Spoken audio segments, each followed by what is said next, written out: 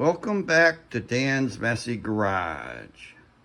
This is going to be part 9 of me working on a garage build 302 engine. I'm going to call this series done.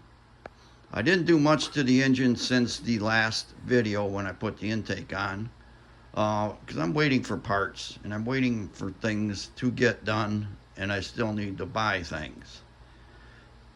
And that's all going to take time. I'm still waiting to find the, not waiting to find, I'm waiting for the dipstick tube to arrive. It got pushed out another week. I need to find where I put that thermostat housing. It's here somewhere. And then I need to get the little 90-degree hose that goes from the thermostat housing to the water pump. The fan is not bolted on there. That's just placed on. And stay. I did put the fuel pump on. I need to make a gas line with a filter in the middle up to the carbonator. And I'm waiting for my, let's see if I can get this out of the way. There's going to be a pointer that goes to the harmonic balancer. That's a timing pointer. It bolts on the engine. I'm waiting for that to arrive. The headers need to be sandblasted and painted. These valve covers are just setting on there. They're not going on this engine.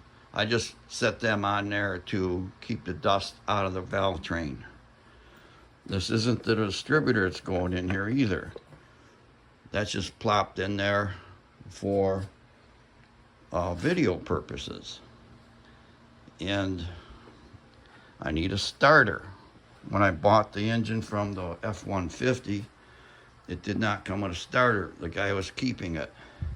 I did, however, get the flex plate, and the flex plate and the balancer on the front of the engine need to match each other as far as weight. This is a 50-ounce setup, and a flat tapping engine would have a 28-ounce balancer and flex plate. Let's see, what else am I missing? Oh, carburetor spacer.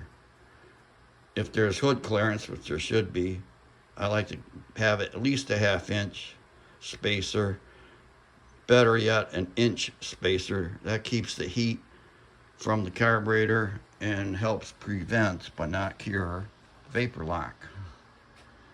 Also, for vapor lock, if you run a return line from your fuel pump and filter area to the gas tank, that'll keep gas circulating through there, keep things cooler, and helps a lot with vapor lock.